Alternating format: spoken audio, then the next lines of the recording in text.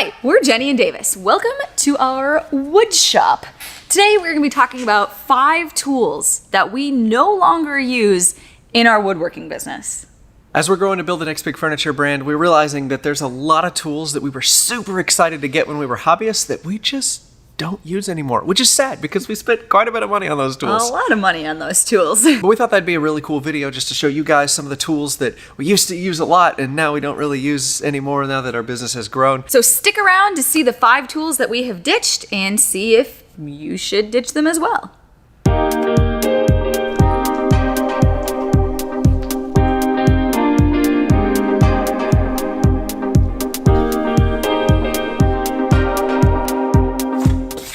When we first started woodworking, we were moving around a lot. We were still in the military full time. I still remember the first thing I made. It was an absolutely terrible bed frame built out of 2x4s with only a jigsaw and a drill. And I built it on the back concrete porch, if you can call it that, of our apartment. Over the years, after we moved a couple times, we started to amass a bunch of DIY, homeowner, and woodworking tools, much like a lot of you. And we were very proud of our collection of tools. I mean, we spent a lot of money on them. They took a long time to learn how to use, and we were building some really cool stuff with them. But now that we've answered the call to become entrepreneurs and build this business, we realize we've ditched a lot of those tools. And the first tool that we realized we never use anymore was actually our first tool. The jigsaw. This is an amazing tool. Jenny and I made so many projects with this little jigsaw. We even made an entire series of videos on how to build furniture with just a jigsaw and a cordless drill. That's what we started with. We never published those videos. It was a long time ago. Nobody wants to see them. I used this jigsaw to build that bed frame that I kept stubbing my toe on. This jigsaw is kind of a crude tool. And a couple of years ago, it did save the day for us on a custom furniture build, but the way that this blade oscillates and sort of how it cuts is just really rough. And so as we're trying to build luxury, fine furniture, this guy doesn't really have much use. If you know anything about jigsaws, you'll know that they're really good at being able to cut curves. And while we still need to cut curves on our charcuterie boards, it needs to be a little bit better of a cut. So we developed this charcuterie board handle sled, which we'll talk about when we get to another tool here in a minute. But this jigsaw will always have a special place in my heart, even if it doesn't have a place in our shop.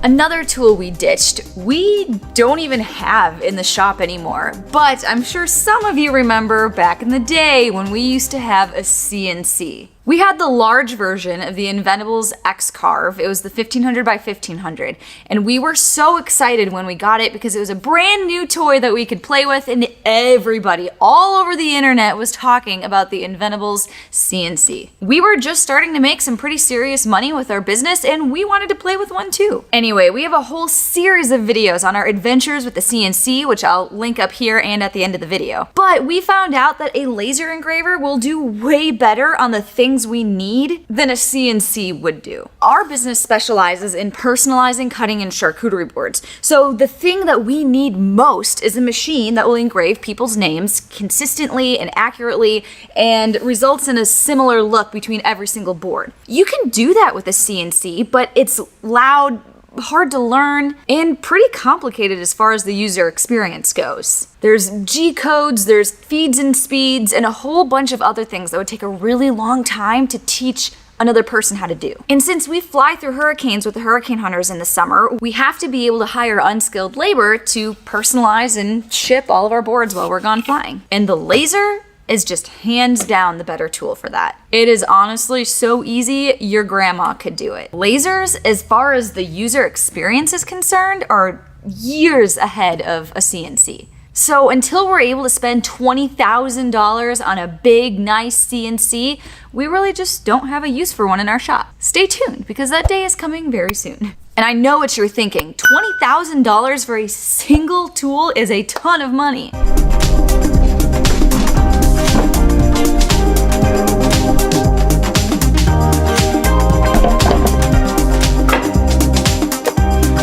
The next tool we never use anymore is covered in other tools that we do use. This oscillating belt slash spindle sander was an amazing tool. I was so excited when we first got this. I remember I bought it without Jenny's explicit permission. I mean, I don't need my wife's permission to buy tools. We don't collaborate. She does what I say. When I finally got this tool, I used it so much. We used the belt to sand off rough edges. I used to use the edge of it here to make like really nice radiused corners and just make my curves look buttery smooth after the rough jigsaw cuts. But kind of like the jigsaw, this tool is meant to smooth out things that are rough. We just don't have very many rough cuts that need to be smoothed out with this guy. So he really is just kind of there to look pretty. We still do use this guy from time to time, don't get me wrong, but it's maybe once every 3 months. Not every single day like I used to use it. This next tool kind of breaks my heart a little bit. These tools are loved by DIYers everywhere. We actually have 3 of them. Speed squares, or roofing squares, or I know they're a triangle, but they're called squares. We just don't use these anymore. They're so cool. They got this little lip and you can verify that something is 90 degrees, which is really helpful in cabinet making or if you're just trying to get 2 pieces to be perpendicular to one another. There's all these angles here so you can like calculate the pitch of you can build the roof of a house with just this guy and a tape measure probably, and obviously a saw. But you know what I mean. This tool is incredible, but we just don't use it. When we do need to check for square or calculate an angle, we're using something with a little bit more precision, like this combination square or a really nice ruler. These are great for rough cutting construction grade lumber, but when it comes to like building really nice high quality cutting boards, this again is just too rough of an approximation. We need something a little bit tighter. So we've ditched speed squares. And the last tool that we've ditched. I'm really kicking the anthill with this one. Hopefully not too many people are watching all the way to the end of this video, but we have all but ditched blue painter's tape. There's a lot of really cool tricks that you can do with this stuff. Like this one. Let's say you want to temporarily stick 2 pieces of wood together so that you can make matching cuts. You're able to put some blue painter's tape down, little bit of super glue, put your other piece of tape down like this, and then stick them both together. The super glue is going to stick both pieces of tape together, which therefore sticks both pieces of wood together. But when you're done, you can easily just peel the tape off each piece of wood and go about your business. You can also use blue painter's tape as kind of a mask when you're doing laser engraving because there's a lot of smoke and all that sort of stuff going on in the bed of the laser. If you cover up the area you're going to engrave with a few pieces of blue painter's tape and then the laser engraves on top of that, all of that smoke and that kind of black dark ring that goes around the object you're engraving falls on the painter's tape instead of your piece of art. So then when you peel the tape off, you're left with a nice, perfectly clean engraving with no smoke rings around it. So if this stuff is so stinking great, why are we ditching it? Just give me a sec to explain. We build these boards by the hundreds.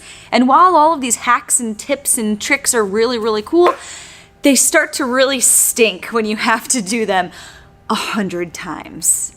The CA glue and blue painter's tape method is really, really neat. If we did that every time we built one of these charcuterie boards, we'd be stuck here in the shop all night with the added labor that's involved in that. We had to find something way easier and way more repeatable, which is why we went to the guitar makers to see how they cut out really curvy shapes over and over and over again quickly. So that's how we came up with our charcuterie board handle jig right here. This allows us to get really nice curves on every single board and have them all be the same without having to peel off pieces of tape. And as for how we're eliminating it from our laser engraving process, we found out that just a little spray of alcohol with a rag gets rid of that smoke ring even faster than picking off blue painter's tape every time we do an engraving. And especially when we get to really intricate types of engravings, like the floral wreath that we put around a lot of our initials on our cutting and charcuterie boards, oh my goodness, it saved us so much time because picking out those itty bitty little pieces of blue tape from in between each leaf is so irritating and takes forever. Whereas now I just squirt it once with alcohol, wipe it away, and we're done. The only little process that we have not ditched blue painter's tape for is finding the center on our boards. We'll throw down a piece of tape and draw over it with a Sharpie just to let us know where the exact center of the board is. That way we can line up the engraving perfectly center on the board, but that requires so much less tape than all of these other processes used to require from us, so we just keep one tiny little roll next to all these boards. And if any of you have any better solutions than that, I would love to hear them, because I'd love to ditch the painter's tape for this process too. It's just not every single board is the same size, width, or length, and so it's hard to find a tool that'll find the exact perfect center every single time for different size boards. But I would love to get rid of that manual process as well. Leave your comments down below. Knowledge is knowing that a tomato is a fruit. But wisdom is knowing not to put it in a fruit salad. When you start a business or you're building something incredibly complex, a truly skilled craftsman will know when to use which technique, even if the most applicable technique goes against popular opinion or what you would normally do in that situation. And that's what we found with running this business. As we're growing this business bigger and bigger, we're learning that we don't need to amass a huge plethora of tools to be successful. We just need a few that work well, that we take really good care of. We need to specialize and get the correct tool to use for whatever procedure we're doing, instead of depending on tricks or hacks or using tools in ways that they're not originally designed to be used. That means ditching tools that we love for their versatility in favor of something that does the job better. That's how we're going to pass up the competition on our way to the top as we build Samara Table Company into the next big furniture brand. So let us know, what tools have you phased out of your shop? Even if you're still a hobbyist, we want to know, what have you traded out or upgraded to make your processes easier and faster? We would love to hear that story. And if you want to be part of our story, hit subscribe and we will see you on the next one. Ask me how I do it.